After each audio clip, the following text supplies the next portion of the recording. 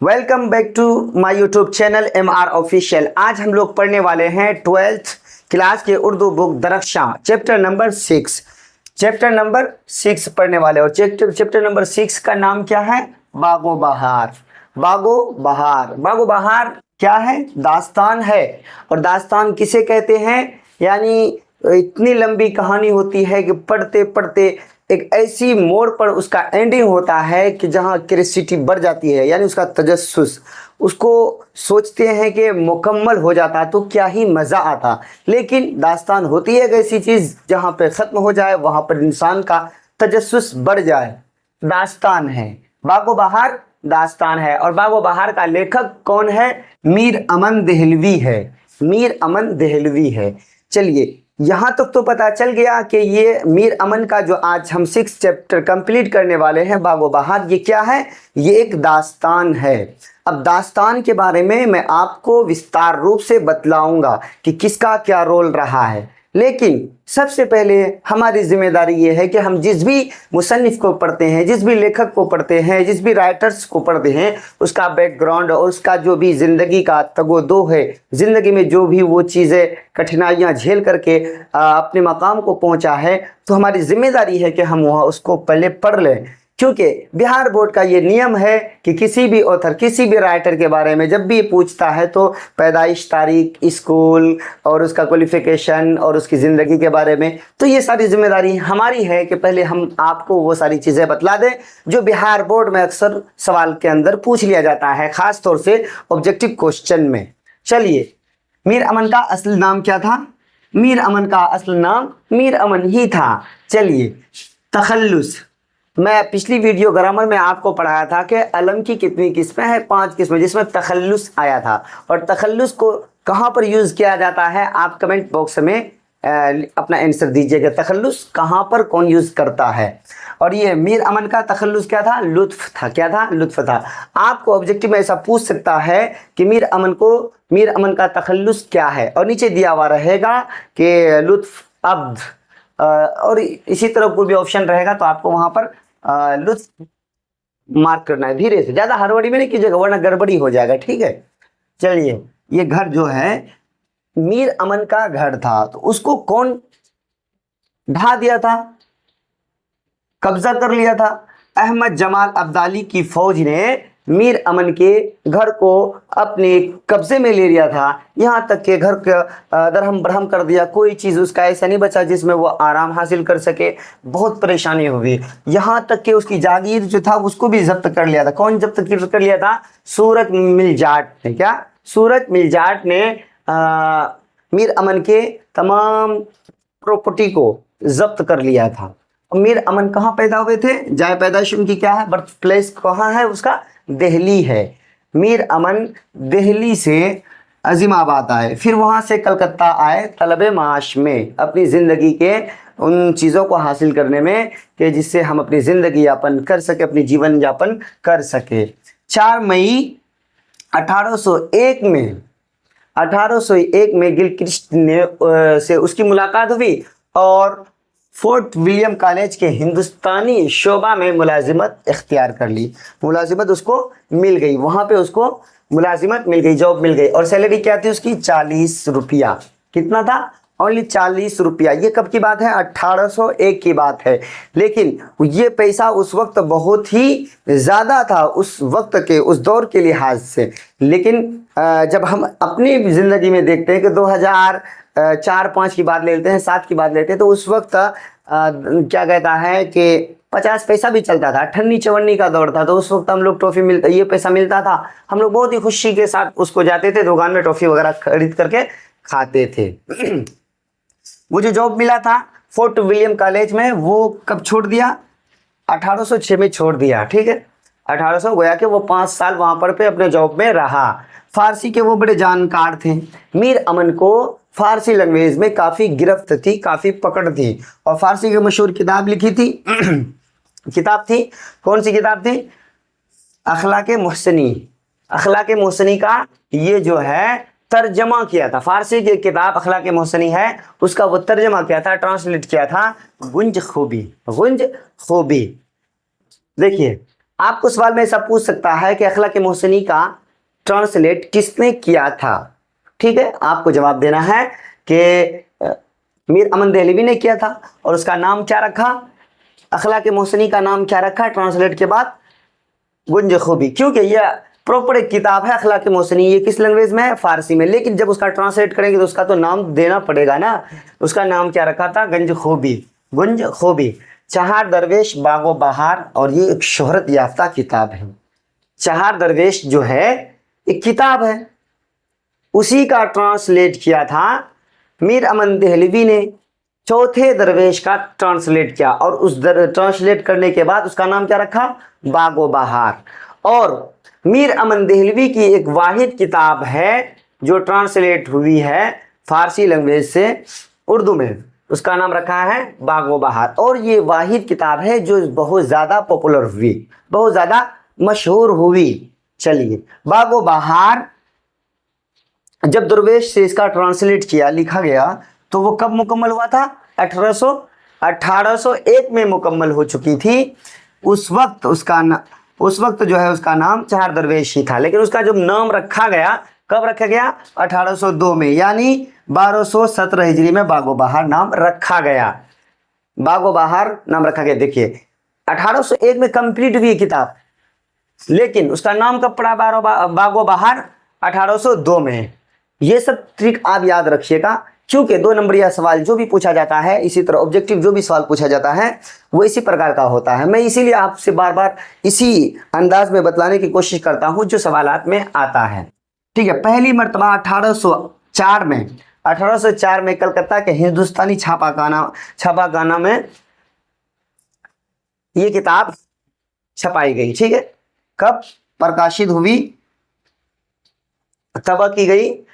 पहली मर्तबा हिंदुस्तान के अंदर बागो बहार किताब को कलकत्ता के हिंदुस्तानी छापाखाना के अंदर 1804 में इसको प्रकाशित किया गया, तब किया गया फोर्ट विलियम कॉलेज के जरिए से। किसके जरिए से, फोर्ट विलियम कॉलेज के जरिए से इस किताब को फर्स्ट मर्तबा हिंदुस्तान में 1804 में प्रकाशित किया गया। बागो बहार किताब पर जो है मीर अमन देहलवी को 500 रुपया मिला था। कितना, इनाम के तौर पर 500 रुपया मिला था। और ये किस सन में मिला था, 1802 में 500 रुपये का इनाम बागो बहार किताब के जरिए से मीर अमन देहलवी को चुना गया, यानी 500 रुपये उस वक्त इनको इनाम के तौर पर दिया गया।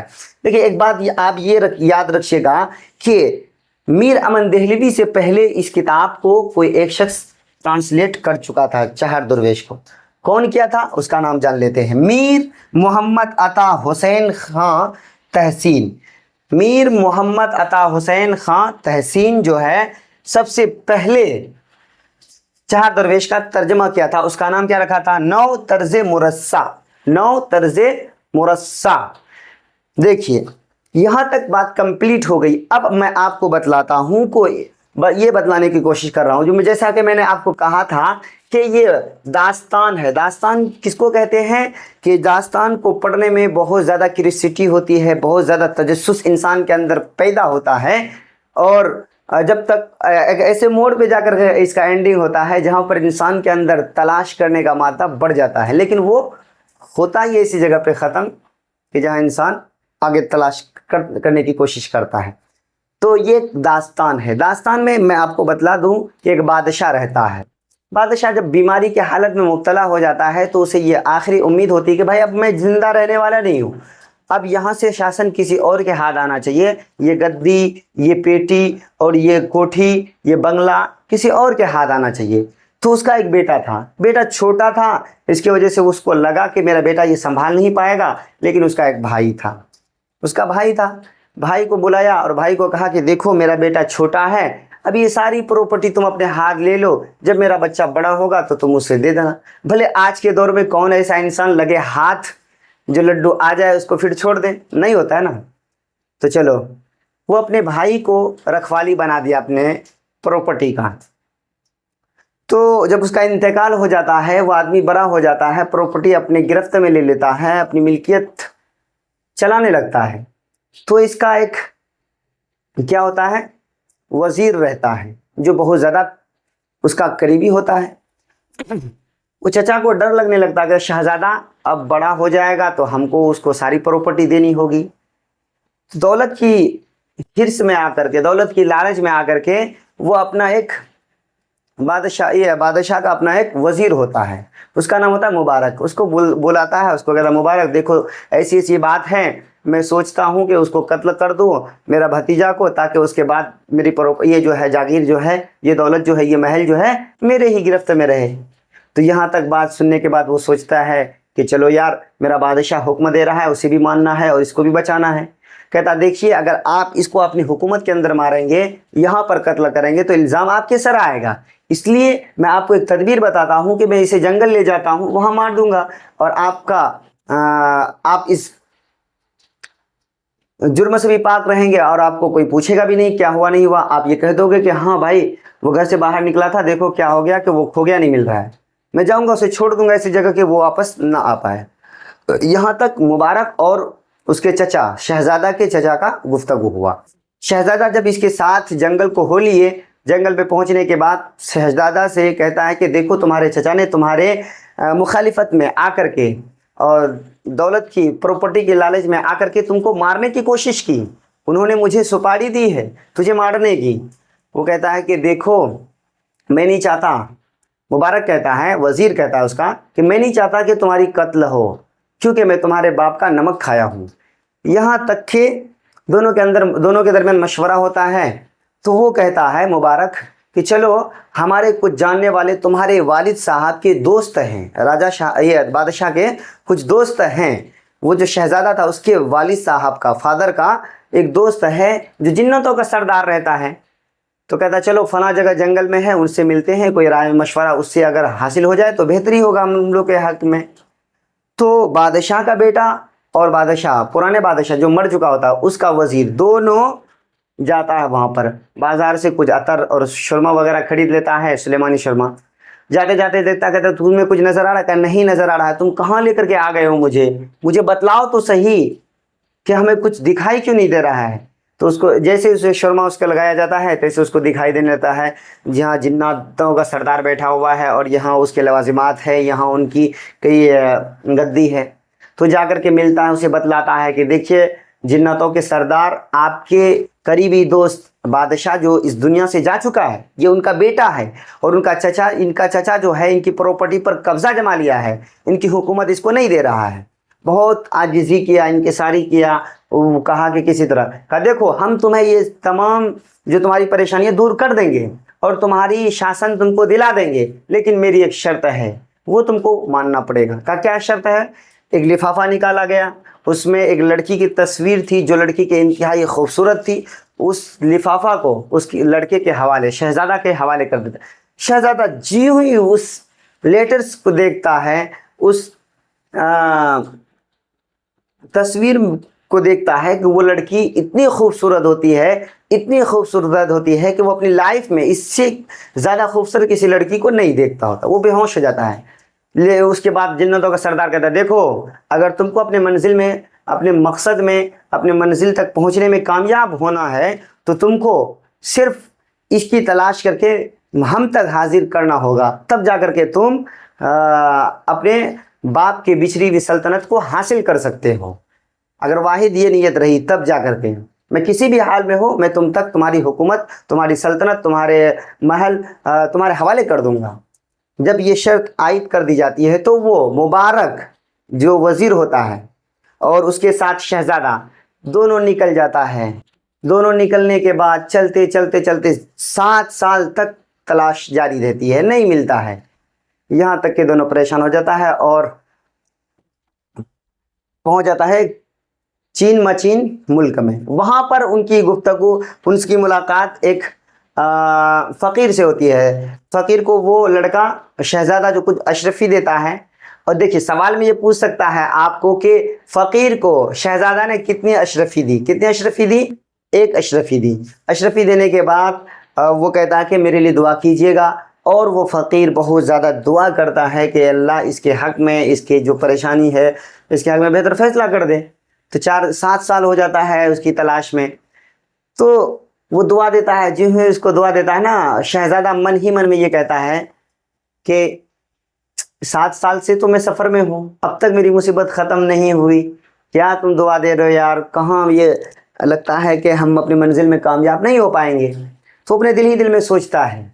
लेकिन उसके बाद क्या होता है कि जब फ़कीर जाने लगता है तो वो शहज़ादा और उसका मुबारक जो उसका वज़ीर होता है, दोनों पीछे हो लिया होता है। जाते जाते जाते जाते देखता है कि वो फ़कीर एक महल के सामने रुक जाता है तो ये शहज़ादा भी और उसके साथ वज़ीर जो रहता है मुबारक, वो भी दोनों उसके सामने रुक जाता है। क्या देखता है कि उस महल से, जिस महल के सामने वो फ़कीर जाकर के रुकता है, वहाँ से एक खूबसूरत लड़की बाहर आती है जो उसकी बेटी होती है। और ये वही लड़की होती है जिसकी तलाश के लिए लोग 7 साल से फिर रहे होते हैं। जो ही उस लड़की को देखते हैं फिर ये बेहोश, वही आलम जो जिन्नतों के सरदार के पास हुआ था, जाकर के वो वहाँ बेहोश हो जाता है। वहाँ उसको अंदर ले जाता है, महल के अंदर पानी छिड़काव करता है, होश आता है तो देखता है कि वो इंतहाई खूबसूरत लड़की जिसकी तलाश के लिए ये 7 साल भटकते रहे, एक कोने में खड़ी है। सारा माजरा उनके सामने पेश करता है, कहता है कि देखो हम भी एक ज़माने में बहुत मालदार हुआ करते थे, अभी हम फ़कीरी के आलम में ज़िंदगी गुजार रहे हैं। हमारे घर इस बेटी की एक रिश्ते करने के लिए लोग आए थे, तो इससे मेरी बातें हुई थी, लेकिन अचानक उस शादी के बीच में हमारी हालत ऐसी बिगड़ गई कि हम फ़कीर बन गए। देखिए, हमने पहले ही बतलाया था कि दास्तान होती है एक ऐसी चीज़ जो इसकी एंडिंग ऐसे मोड़ पे होती है जहाँ से इंसान के अंदर क्यूरियोसिटी बढ़ जाती है और उसके अंदर तजस्सुस का मादा बढ़ जाता है। तो इसकी एंडिंग भी इसी तरह होगी, इसी प्रकार होगी है। अगर आपको पूरी हिस्ट्री मालूम करनी है तो आपको चहार दरवेश का चप्पा चप्पा छान मारना पड़ेगा, तब जाकर के आपके अंदर की वो तजस्सुस करने का मादा कम होगा। वरना दास्तान जिसकी तारीफ यही होती है कि एक ऐसे मोड़ पे ले जाके छोड़ देना जहाँ से इंसान ये चाहता है कि काश इसकी एंडिंग हो जाती। ठीक उसी प्रकार जो किताबों में दी गई है मैं यहाँ तक आपको कमा हक़हू पहुँचा दिया हूँ। मैं उम्मीद करता हूँ कि ये वीडियो आपको अच्छी लगी होगी। मिलते हैं नेक्स्ट वीडियो में, लेकिन मैं आपसे आज रिक्वेस्ट कर रहा हूँ कि आप इस वीडियो को उन साथियों तक ज़रूर शेयर करने की कोशिश करें जो 10th और 12th क्लास में है और उर्दू की प्रिपरेशन में लगे हुए हैं, लेकिन उन्हें डर लगता है। तो सबसे पहले मेरी वीडियो आप उस तक पहुंचाइए। Thank you.